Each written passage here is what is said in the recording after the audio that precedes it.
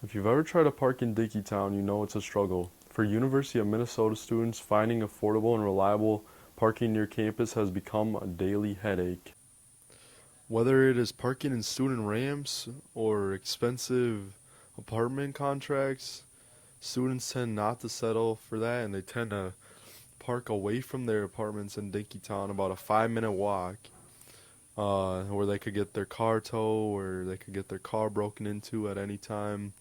And they tend to do that over paying for expensive parking, and that seems to be a big problem with the parking crisis in Dinkytown.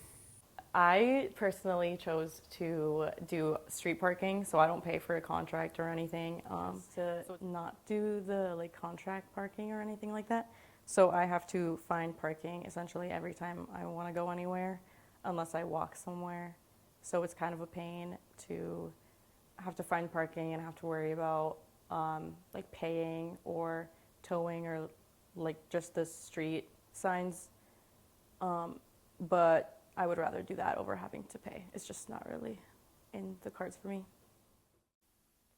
Street parking in Dinkytown is limited and heavily patrolled, with metered spots filling up fast and nearby lots charging premium rates. Students are often forced to gamble with city parking or pay for pricey contracts or just park on the street somewhere and find a new spot every Because time. it's just a hassle to walk to my car, drive somewhere, have to drive back, maybe, and if I don't find like parking nearby, I have to get all my groceries or whatever I'm gonna do. Either way, I have to find parking, and then I have to worry about all the street signs and parking meters. So typically, I would try to avoid it.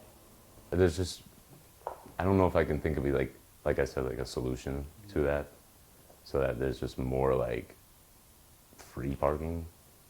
I don't know how to make sense of that, to be honest, because I don't know all that's junk in the, but I would say that those two are like the only two I've really gotten because I'm pretty good at making sure I move my car. But I don't usually like to move it, so I just park car.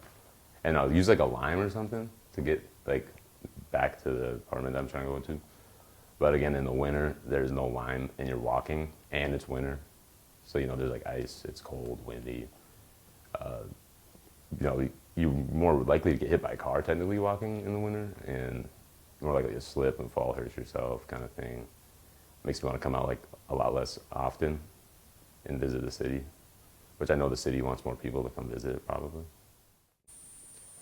Dinkytown also has a high level of construction throughout the years, whether it's bike lanes or new driving lanes. There's always some kind of construction, though. That's leaving the area to be more jam packed with things going on, and parking tends to change, and so people are going all. And could definitely say it could be better, especially when it's coming out towards summer. And then with more events going on, it gets pretty busy no matter what time of day you come. So I end up having to park it maybe it's from like Van Cleef to come into, you know, Identity Dinkytown area, which is not ideal. After hearing what students had to say, as you saw, they could not think of many solutions, and they believed that's just the way they're gonna have to do it with the limited space. You're just gonna have to do what you gotta do. If you gotta get a ticket, you gotta get a ticket, and you want to pay for super expensive parking, gotta pay for super expensive apartment parking.